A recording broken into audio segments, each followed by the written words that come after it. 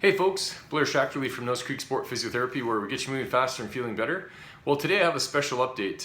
This is kind of a different email that we sent out today, and this is the video attached to the email, so don't take any notes, just sit back and listen to my little presentation here. All the points are in that email, and these are the points that you want to take to your MLA and express some concern over. Okay, so to start with, number one, our Motor Vehicle Insurance Reform 2021. Here's some key points to discuss. Number one is the Insurance Bureau proposals for a hybrid system will limit medical treatment costs and eliminate certain existing benefits and legal rights. That's number one. Number two, in the big picture, there has been a lack of consumer awareness over what is happening both for the treatment providers and the injured victims, and we've had no real input at this point. Number three, healthcare providers have had limited input into the changes that will affect the patient's health outcomes and possibly the health of many small businesses. Number four, a WCP-style system is proposed with insurers wishing to cap individual fees and also the total fees for the continuum of care. And this was outlined in the document that was a study done last year called Driving Change Document. So you can look that up on the internet if you like. And that was put together by a committee of 3 people that were appointed by the finance minister last year that are now being heavily lobbied by ICBC. And Jason Kenney and these 3 guys are being lobbied to implement these changes. So the fifth one rather is, I just want to kind of confirm, because this is sort of confusing, but just listen carefully. Just to clarify, we have Section B accident benefits in Alberta, which do not depend on no fault. We have private no fault systems in other jurisdictions that have not been successful in providing premium relief. They're considered to be the most expensive systems. A private, pure, no-fault insurance in Alberta would be a new system. Saskatchewan has a no-fault system, and BC may have this in May of 2021.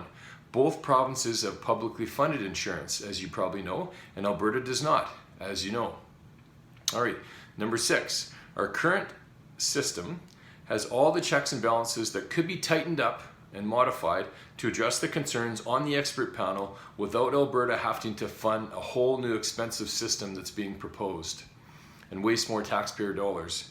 Number 7, the more chronic or severe patients that are known to require greater than 240 days of care, now this is not everybody, but they would need a safety net. Only the severe chronic pain plus or minus concussions would have nowhere to go in this proposed system. A public safety net, which is currently the Chronic Pain Center, and no publicly funded concussion center is available for patients that would be kicked out of this system at 240 days. So we are transferring the care of patients that currently is being legislated to be paid for by insurance company back into a public Alberta healthcare system. The UCP caucus thought that this would be important given the scarcity of tax dollars. To me, this does not make sense to force a public system to pay for something that should be paid for by an insurance system and to load it onto an already stressed public system. And the last point I'd just like to make is, similarly, the proposed changes into a multidisciplinary care and independent assessments for those with chronic pain, and this isn't everybody, could be integrated into a current system with slight tweaks to remove red tape. The UCP always talks about removing red tape. That would be associated with the setup of new administrative WCP-style system that is currently unfunded.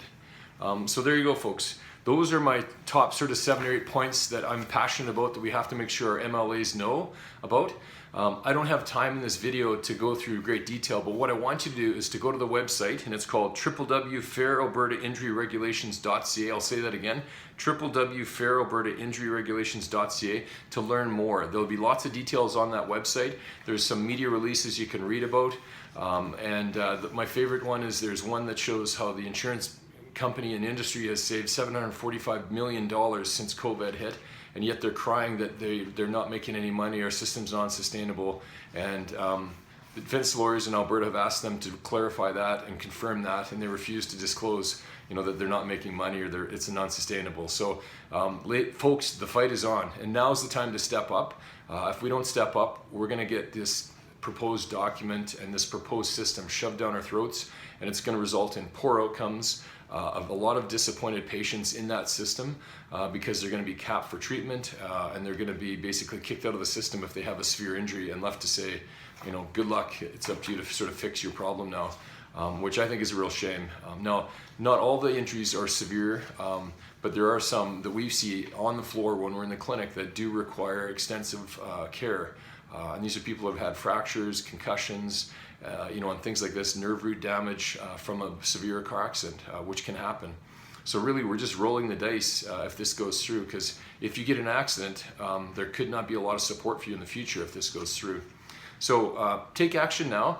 Please go to that website again, www.fairalbertainjuryregulations.ca, and subscribe to the newsletter, stay in touch with what's going on, and make an appointment with your MLA. I'm actually going to visit my MLA today at noon we'll actually be doing a Zoom meeting so that we can reduce the risk of COVID and all that kind of stuff. But I look forward to talking to him and just letting him know that we're not currently happy with what's going on behind the scenes. This hasn't been brought out to the public at all, so we need to make sure that the public has input on this and that this is going to be a win-win situation for Alberta citizens. All right, so take care, guys. I hope that gets you a bit of information and gets you interested in this whole process that's going on behind the scenes. And again, my name is Blair on behalf of Nose Creek Sport Physiotherapy. I'd like to wish all of you happy Valentine's Day, and take care, and we'll see you in the clinic. And I'll try to do intermittent updates as things develop with this system. All right, and again, go visit your MLA and let them know. All right, take care, guys. Bye-bye.